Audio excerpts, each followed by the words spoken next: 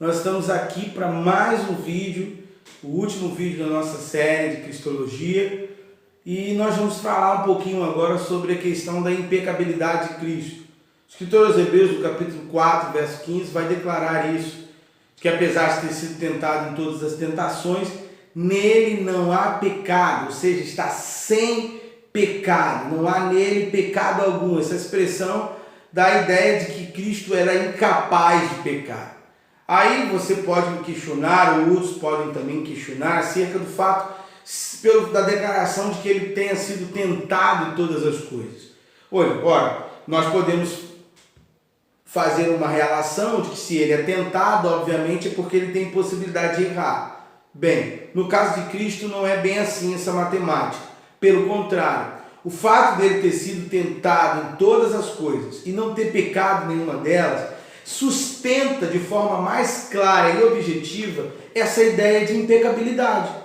E afirma e dá a ele ainda com clareza essa sua característica de sacerdote compassivo, ou seja, aquele que adentraria no santo lugar para agora, uma única vez, oferecer sacrifício pelos nossos pecados. Uma outra característica que é importante se tratar ainda nesse último bloco da Cristologia é falar sobre a sua morte. A primeira coisa que é importante dizer é que em todo o tempo, tanto no Antigo quanto no Novo Testamento, o que mais nós temos são previsões, são palavras proféticas que apontam que a figura do Messias iria sim morrer, sofreria até a morte. Isso fica muito claro. Isso é uma questão muito presente, principalmente no Novo Testamento. Inclusive, a máxima da encarnação culmina na morte. O próprio Paulo vai dizer que antes da exaltação, dar-se-á a obediência até a morte e morte de cruz. Logo, isso fica muito claro, isso fica muito presente, isso fica muito real ali, estabelecendo assim esta base estrutural da pregação do Evangelho.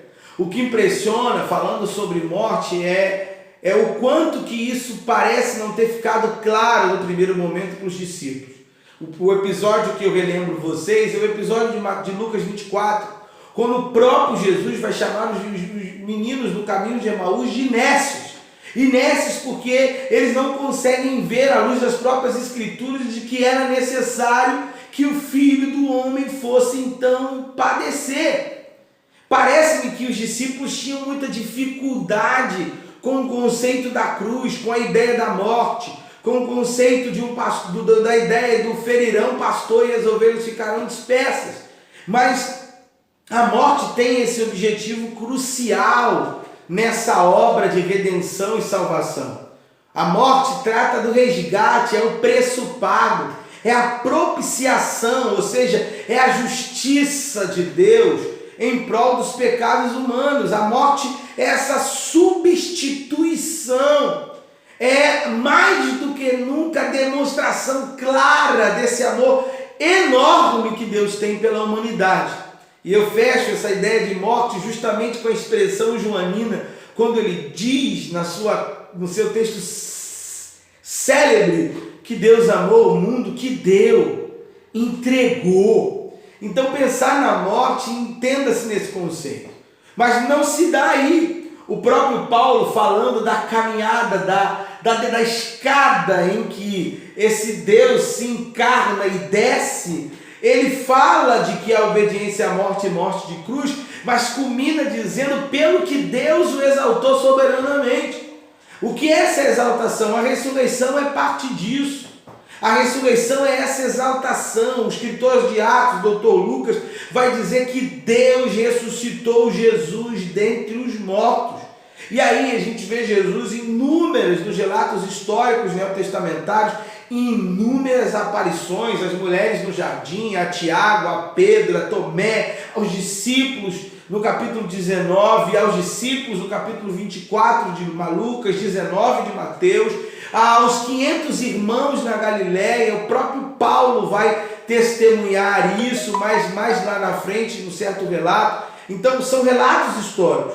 E aí, por fim, eu queria ressaltar ainda a ideia Só pegando um gancho, uma instrução dada pelo Dr. Rodrigo Silva, quando ele fala da importância de se observar ali a natureza do testemunho das mulheres, que é um dado histórico. Vem, a gente vê, naquele tempo as mulheres não tinham valor, o seu testemunho não valia de nada. E Jesus aparece para elas e a elas ele dá a missão de ir avisar a Pedro e aos outros. Ainda que os outros vão lá para poder ver com o seu próprio testemunho, o fato de isso permanecer ali nas escrituras e também nos relatos históricos do Novo Testamento denota uma fundamentação histórica para esse episódio tão marcante para a fé cristã e para o Evangelho, que é a ressurreição de Jesus. A sua ascensão é aquele episódio narrado por Lucas, é quando de fato ele dá ali as últimas instruções aos discípulos e ele é assunto ao céu, recebendo, e hoje está à destra do Pai, como a visão de Estevão, no capítulo 7 de Atos, à destra do Pai. A ascensão fala desse retorno, desse recaminho, dessa de volta para casa, daquilo que ele declarou ainda aqui em João 14, quando ele diz: eu vou para o Pai, eu volto de onde eu vim, eu voltarei para o meu lugar. Então a ascensão trata-nos desse conceito e dessa realidade. Quando a gente pensa nessa cristologia, a gente entende que o ministério de Cristo hoje continua na igreja por meio do Espírito Santo. Continua da igreja por meio da ação e do poder dos dons espirituais. Hoje, ele faz questão de dizer para nós, como ele já disse, que ele é a videira e nós somos os seus ramos. Ele é a pedra angular, a pedra de esquina, a pedra de equilíbrio, é o sumo sacerdote, aquele que ofereceu sacrifício por todos nós. Ele é o noivo e nós somos a sua igreja. Isso fica claro, isso deixa claro a presença real de Jesus no meio da igreja. E por ela ele se move, por ela ele fala, por ela ele atua. Que Deus te abençoe em Cristo.